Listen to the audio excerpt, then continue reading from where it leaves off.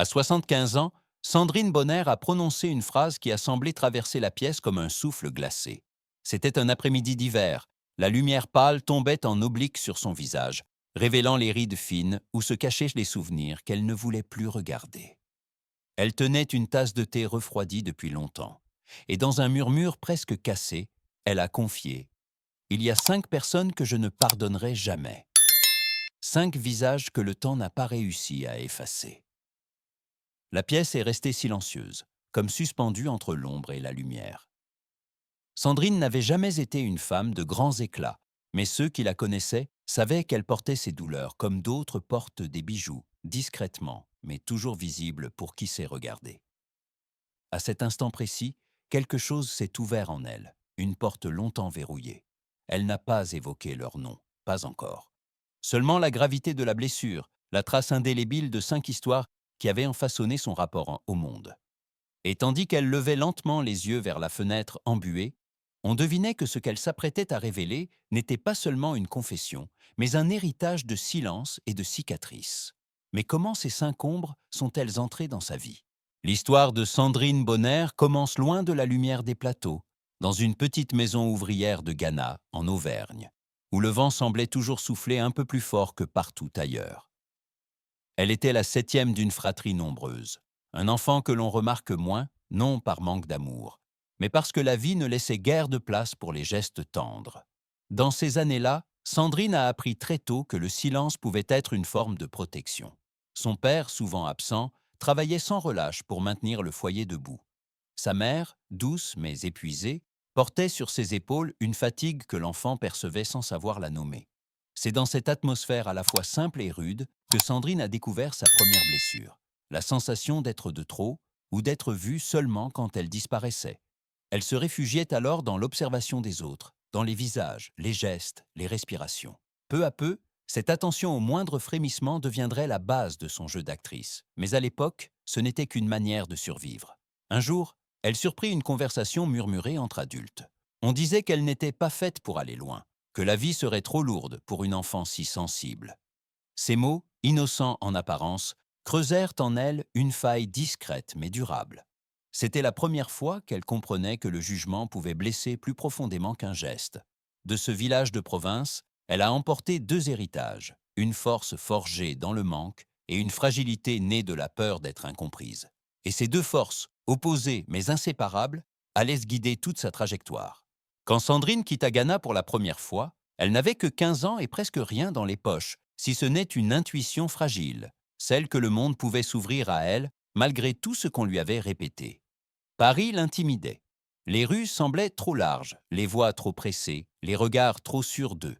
Pourtant, au milieu de ce tumulte, elle avançait avec la même détermination silencieuse qui l'avait aidée à survivre à son enfance. Le cinéma arriva dans sa vie comme un accident heureux.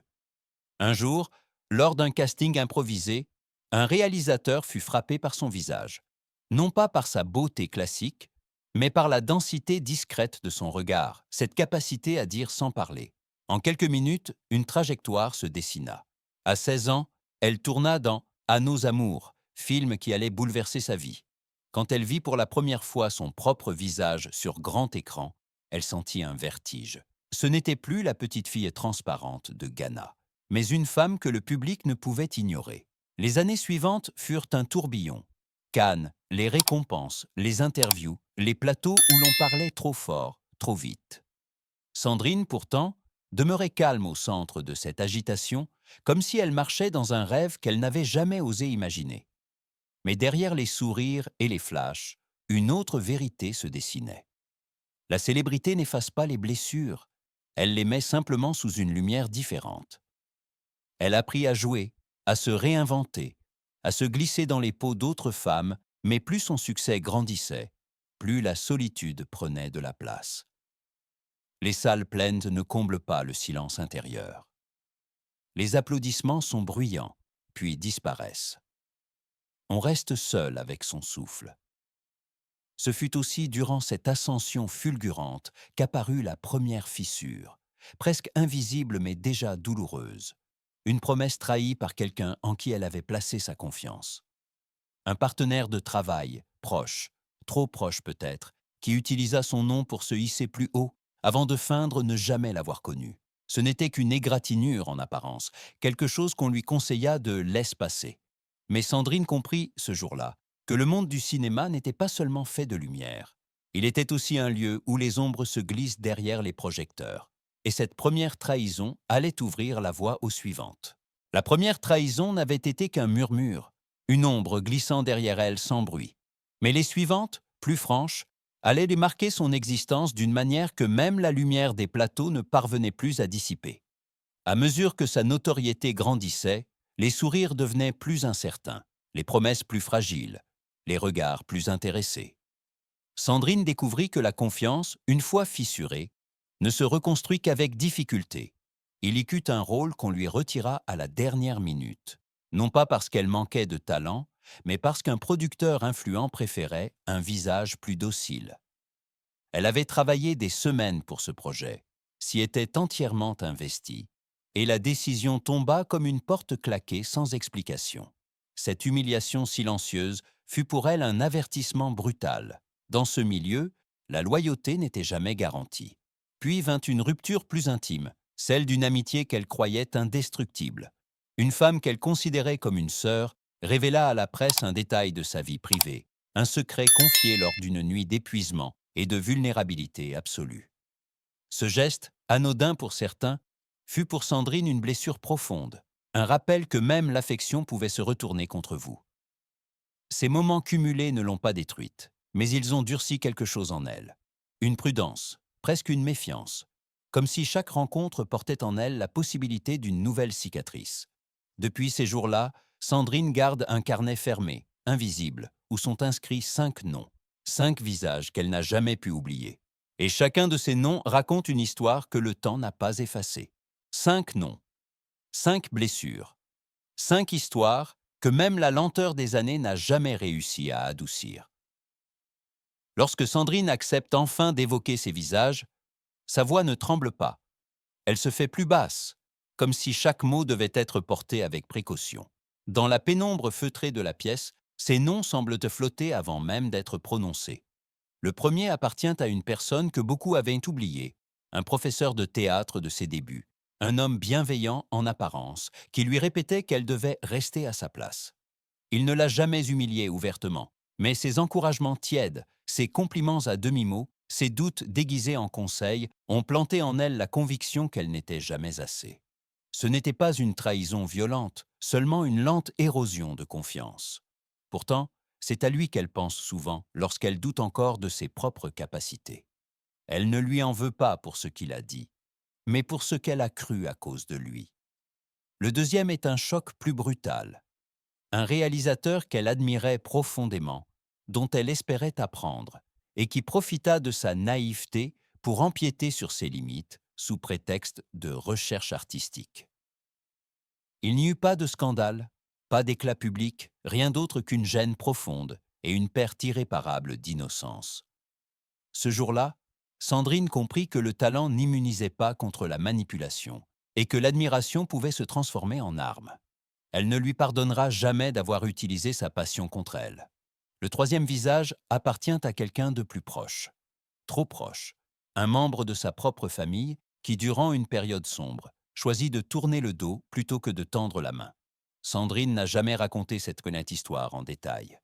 Elle dit seulement qu'un soir, elle s'est retrouvée seule avec un chagrin qu'elle croyait insurmontable et que la personne qu'elle espérait voir frapper à sa porte ne vint jamais. Ce silence, ce refus implicite de reconnaître sa douleur, fut plus destructeur que n'importe quelle parole blessante. Les liens du sang ne garantissent ni fidélité ni douceur. Le quatrième nom n'appartient pas à un individu, mais à un groupe, la presse. Non pas la presse dans son ensemble, mais ceux qui, un jour, publièrent un article insinuant qu'elle était instable, exploitant un moment de fragilité qu'elle avait traversé en privé. Ce papier, signé anonymement, se répandit comme un poison. Sandrine ne fut pas atteinte par les mots eux-mêmes, mais par la facilité avec laquelle on pouvait salir une vie entière en quelques lignes. Elle ne pardonnera jamais à ces ombres sans visage le plaisir malsain de décortiquer sa vulnérabilité. Et puis, il y a le cinquième, le plus redoutable. Celui qui ne se cache dans aucun journal, aucun souvenir d'enfance, aucun plateau de tournage. Celui qui l'accompagne depuis toujours. Lorsque Sandrine évoque ce dernier nom, elle baisse légèrement les yeux, comme si elle regardait une vérité familière mais trop tranchante. Elle dit simplement « Le cinquième, c'est celui qui m'a laissé douter trop longtemps, celui qui a cru ce qu'on lui disait, celui qui n'a pas su se défendre quand il le fallait. » Le cinquième, c'est elle. Non par masochisme, mais parce qu'elle sait que certaines blessures ne viennent pas seulement des autres. Elles naissent aussi de nos silences, de nos peurs, de notre incapacité à nous protéger. Et c'est cette lucidité tardive, presque douloureuse, qui donne à ce cinquième nom une place à part. Car pardonner aux autres est difficile. Se pardonner à soi-même l'est infiniment plus. Lorsque Sandrine referme ce chapitre de sa vie, la pièce se remplit d'un silence presque doux. La lumière du soir glisse sur son visage, adoucissant les angles, comme si le temps lui-même tentait de panser certaines cicatrices. Elle ne cherche pas à effacer les blessures ni à réécrire les moments sombres. Elle les accepte désormais comme des balises, des repères qui ont façonné la femme qu'elle est devenue. Sur la table, une vieille photographie repose, légèrement cornée. On y voit la jeune Sandrine, timide mais déterminée, ignorant encore les épreuves qui l'attendaient. Elle effleure l'image du bout des doigts avec une tendresse mêlée de regret. Ce geste simple résume tout, la coexistence fragile entre ce que l'on a perdu et ce que l'on a appris. Aujourd'hui, à 75 ans, elle ne cherche plus la réparation. Elle cherche la paix. Non pas l'oubli est impossible, mais une forme de clarté intérieure, une manière d'habiter ses souvenirs sans leur appartenir encore. Avant de se lever, elle murmure une phrase presque imperceptible. On survit en avançant, mais on se construit en regardant en arrière. Peut-on vraiment vivre sans pardonner? Ou faut-il parfois garder la douleur pour se souvenir qu'on a aimé